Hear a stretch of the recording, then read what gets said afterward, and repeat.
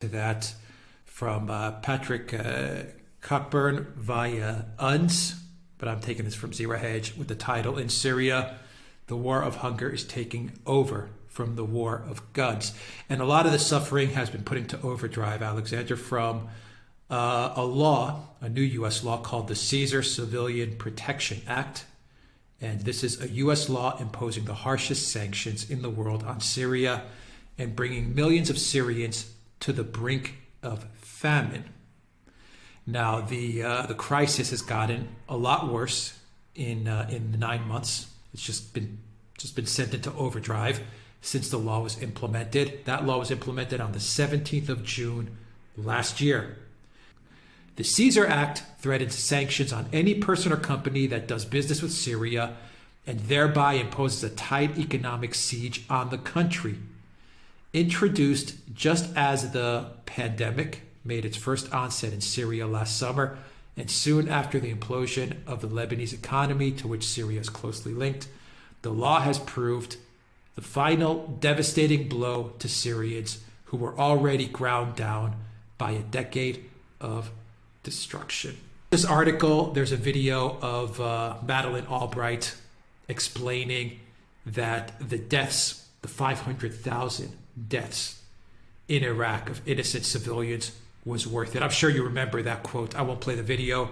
I'll put a link to this article, guys, down below, and you can see the video for yourself. It's a famous video. I'm sure everyone remembers it, where Madeleine Albright talks about, where the question was asked, was it worth killing 500,000 Iraqis, starving them to death? And Madeleine Albright says, pretty much, I'll paraphrase, she says, yes.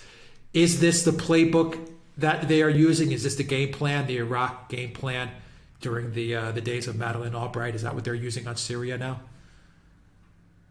Yes, it is. It's exactly the same game plan.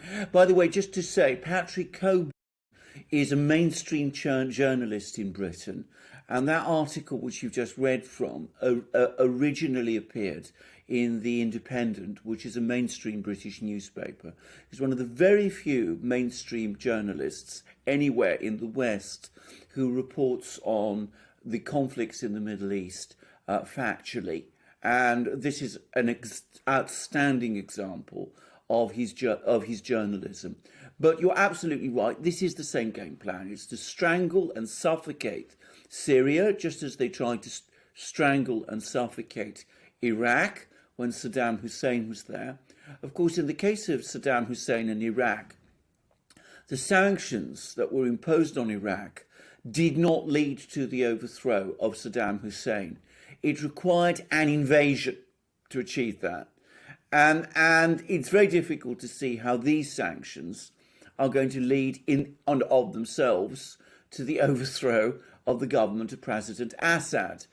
But what they are intended to do is to essentially choke Syria and to make the recovery of Syria, whilst it is led by President Assad, impossible.